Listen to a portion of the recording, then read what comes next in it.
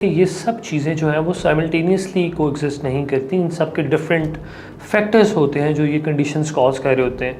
अब most important factors की बात की जाए तो सबसे पहले न्यूट्रिशनल एलिमेंट्स हैं, जिसमें आप खाना पीना अपना आप देखें उसमें कोई ऐसी चीज़ तो नहीं जो गैस और ब्लॉटिंग और इस तरह की चीज़ें कॉज करिए। जैसे लोग बीन्स यूज़ करते हैं, लोग बहुत ज़्यादा ब्रोकली यूज़ करते हैं, लोग डाइटरी आइटम्स जो हैं दही दूध इसका बहुत ज़्यादा इस्तेमाल करते हैं और फिर उसके पैटर्न्स ठीक नहीं हैं। जैसे फ्राइड आइटम है तो बहुत ज़्यादा खा रहे हैं, जंक फूड है तो बहुत ज़्यादा खा रहे हैं और फिर खाने के बाद कोई वॉक नहीं है, कोई एक्सरसाइज नहीं है, कोई फिजिकल एक्टिविटी नहीं है।